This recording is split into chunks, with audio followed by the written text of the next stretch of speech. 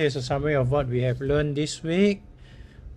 First of all, we start with how to prepare the layers into multiple layers from a single layer to multiple layers, and we bring it into After Effects. So in After Effects, we will have all the layers, then we can start doing our animation. Before I begin of the summary, a few things we need to take note and to emphasize again. In this is the only layer 1 is the only things that After Effects will recognize. Whatever shapes or whatever text you create in After Effects, let me change the color for clearance, they will create the rectangle or even text, they will sit inside this layer. Alright, but when you bring it to After Effects will only see layer 1 and not the rest of the thing. Let me just save this and show you guys. See, I have saved the file. After Effects will only see layer 1, and you will not be able to see the controls of all these text and elements in that particular layer. This is important, so if you want to do any animations, we need to separate this back into different multiple layers so that we can move individual parts. Let's say the back, the base, the pockets, etc. into multiple layers like this. And it's important to rename your layer properly. If not, you will have layer 6, 7, 8, 9, which you will not know which is which layers. And the other thing is, when you bring in, make sure that you import it as a layer size. If I import it in a document size, you can see my whole mounting box, the box is the whole document, which is a 16 by 9 in this case. And so what we need to do is, we can either come to File, Import, File, and we select where the files that we want to import, or we can have our folder open and we can drag it in, whichever ways is fine, or you can press Command or Control I to get the import windows out. You can press Command or Control I.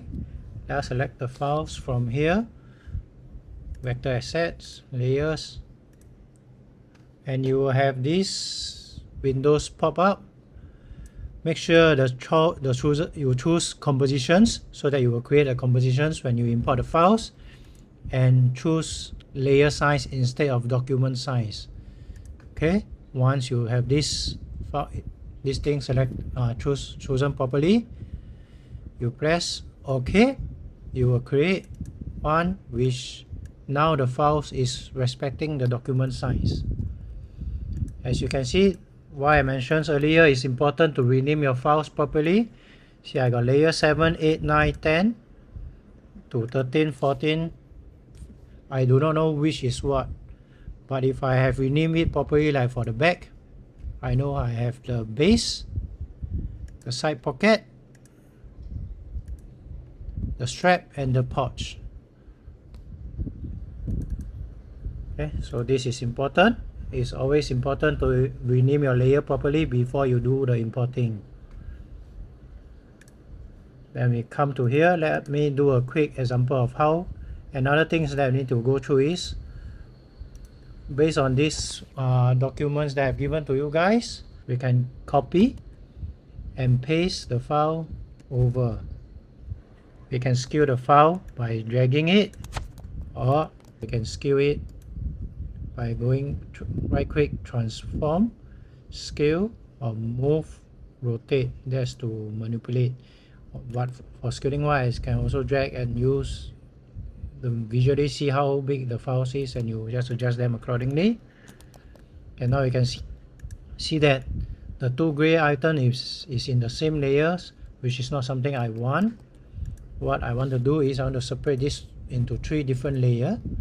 Maybe since this is a object that I obtained from online, it's not created by me, so I need to release the compound path to separate them into 3 different things. although they are the shapes and all this, I will call this, for ease of it, I will call this a secondary layer. This is not recognized by After Effects. So I can do is I can create two other new layer and click on it and rename them. Double click on the layer one and call it pole and X body, and I can call this blade. Okay. So to move an object to the new layer I created is very simple. You just need to select the objects. You can see that there is this. Let me hide. The transparency. Good. You can see that there's this mounting box of the object, and there's a blue dot over here. I can just drag the blue dot and move it to the X and let go of my mouse. Now this is at the X layer, but the other two object is still at the pole layer. Alternatively, I can select the object. I can cut by pressing Ctrl Command X and paste. But you can see and select the layer I want to paste to and press Ctrl Command V to paste. From here you can see that the layer does not paste to the same positions as what it was originally is. So I undo, select the layer, press Ctrl or Command Shift plus V to paste in place. What this does is it will be, what we are doing is doing this option, which is paste in place. So you paste back to the positions that you have cut or copied from.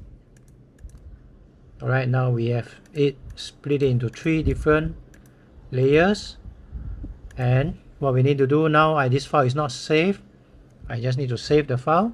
Press Ctrl Command S to save. I save it on my computer. For the, I just call it the X layers.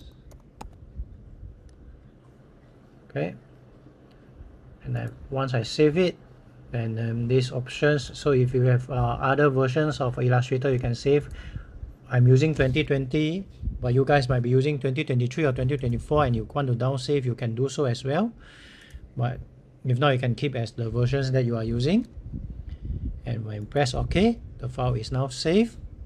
I go to After Effects, press Command I or Command or Control I, and I import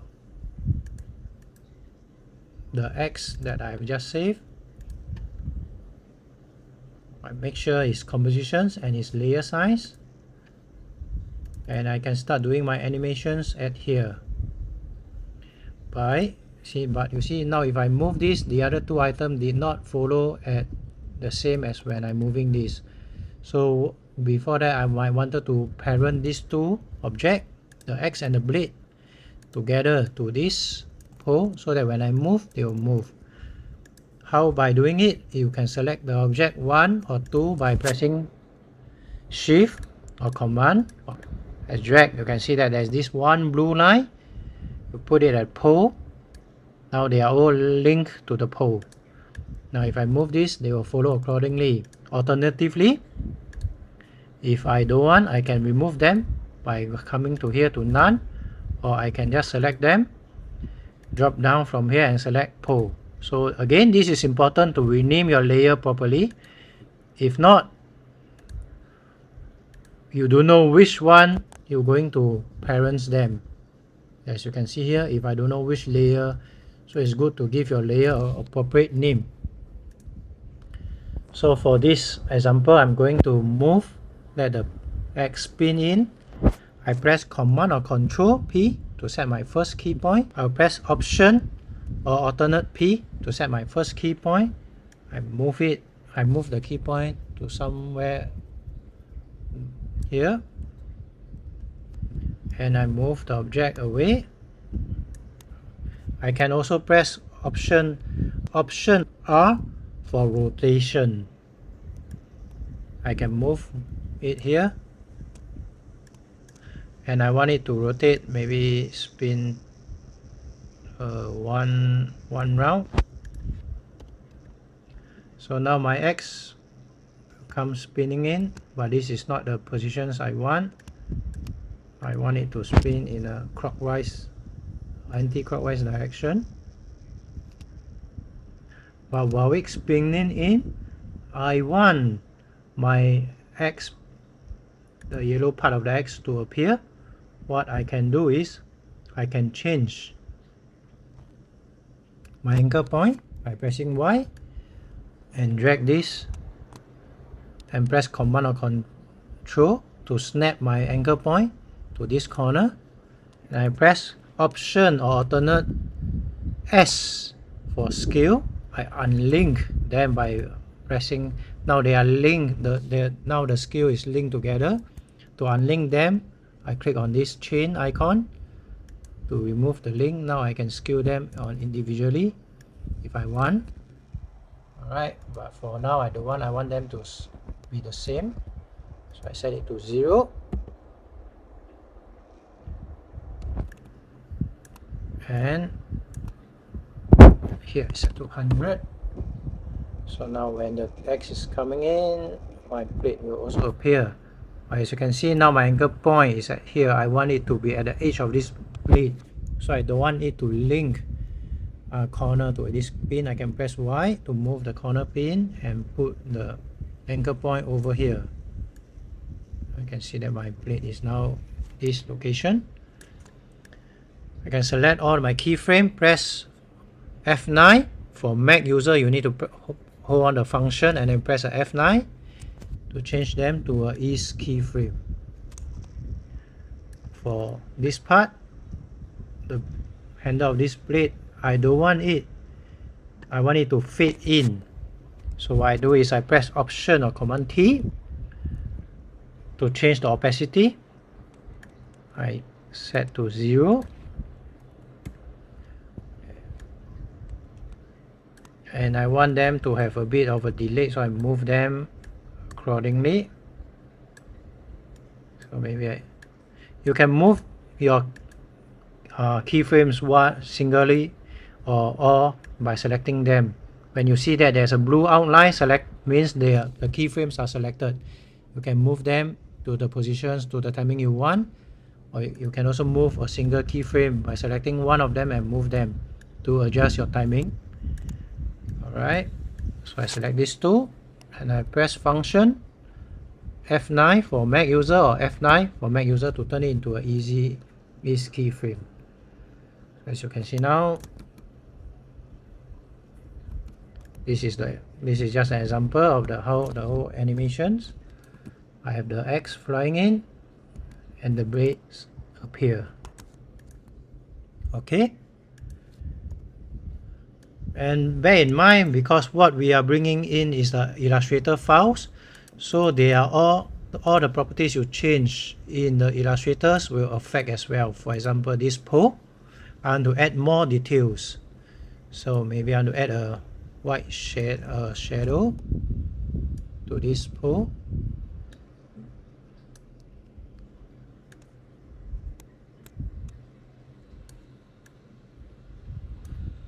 Or a highlight, sorry, to this pole. I can just add a detail, maybe here something like this. Or I can add a little shadow over here, a much darker color.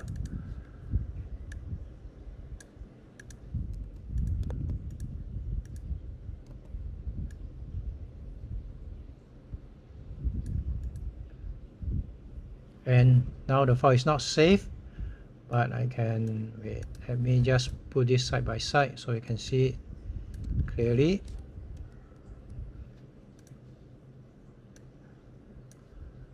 Now you see, the minute I save this X layers.ai, I press Command or Control S to save, and it will update accordingly in the After Effects file as well. So whatever you do at here will affect your Illustrators file. It's the same thing if at the pole X layer, I decide to add some text. I will have the text, let's say better X, and I just turn this maybe this way. Okay, and I save it. But you see on my layers here, I won't have any of the controls. But if I move this to a new layer, this text to a new layer, and I save it,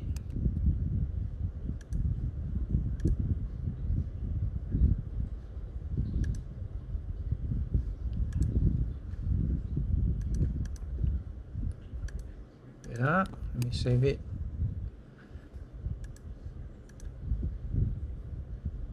The layer 4 will not appear here because when I import the X layer, I only import the 3 layers that I have created earlier.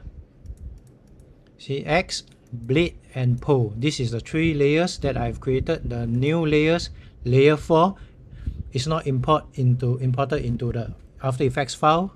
Hence, layer 4 is not showing here. What I can do is I can press Command or Control I. Wait, I need to press Command or Control I. I can select X layer, open, and now this time instead of using merge layer, I use choose layer. I change to footage, I choose, and I can bring in layer 4. Again, I put this at layer size. This way, I can import layer 4 into the After Effects file. Alright, this is just some things extras for you guys to know. This doesn't have to be working on single objects. The same concept can be applied to a background images as well. This is some image I download online, where you can see that the whole thing is in one big piece. I want to animate the wave. I repeat the same thing. Whatever you download from online, most of them is .eps file, as I mentioned on class. So what I want to do is I only do the same thing. I break it into different layer, so I can use the EPS file for now as an example. So I rename this as the front wave.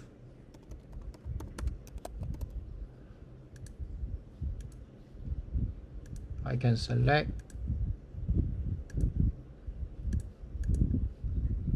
can come down to here, I can select the item I want, the back one of this. See, this is selected. Can cut, Command or Control X to cut it out, and come to here, the layer 3, and I can Command Shift V to paste it in place. I can shift it, so this one is a back wave.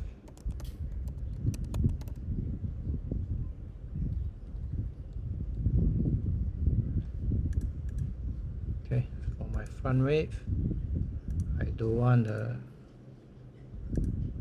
this mask. I can delete away. So only left with this big piece. Bear in mind that this After Effects, when we are working with layers, the front one will always be more visible, but this one actually I want it to be behind. So I can select the layer and move by dragging it. If I move it to here, when the whole front wave is highlighted, I'm putting it inside, which is not what I want. I want to move it outside. So what I need to do is I need to bring this, come down to here, and there's a one blue line in between the front wave and the background, and I release. So now my front wave, my back wave is sitting at here, and my background is still as a background. So I can change the background color to maybe a light blue, and I can import this into After Effects. Okay, once I split them into three different layers, right? The background, the back wave, and the front wave. What I need to do is I need to save them into Illustrator files. Okay, I press Command or Control Shift S to save them in the Illustrator files. Save on the computer. So at here I choose Illustrator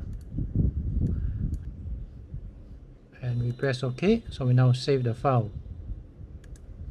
We import the wave background that we have saved on.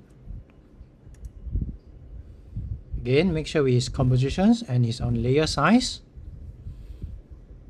And now at the wave background, here I have them in a different layer and I can do my animations.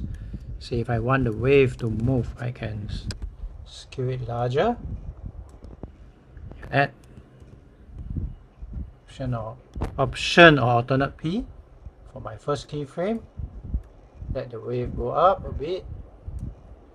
I want to scale it larger a bit. And I want it to come down maybe like this. So now I have my wave going in this direction and the back wave to come in a big wave coming in like this. So I press Y to move this to a corner.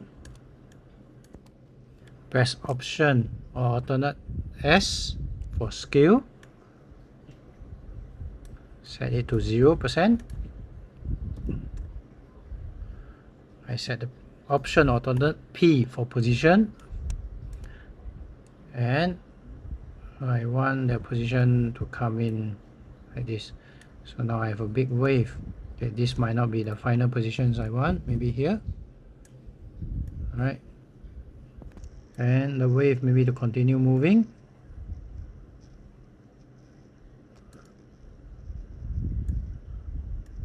So I can select this and move them. Function F9 to change them to a. So now I can move them. Can continue to animate this by moving the wave. But bear in mind, because the file I took, the wave does not continue and there's the line here, there's a sharp edges cut off.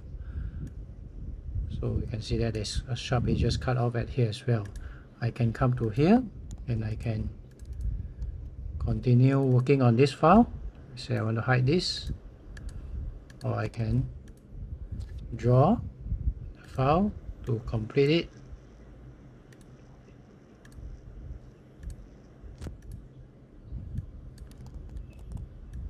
To complete the wave.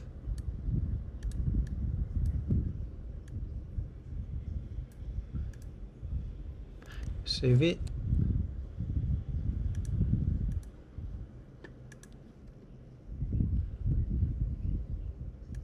And now it's not as sharp, the edges is. And this is just an example I'm showing you guys. You can work with, so there's more than one way you can work with it. It doesn't have to be just for icon like this. You can prepare your background to be import as well, or other things such as characters, etc. can bring it in. So that's the end of this layer preparations. I'll prepare another one for the morphing of shape morphing in the different videos, so you can refer them accordingly. Thank you, class.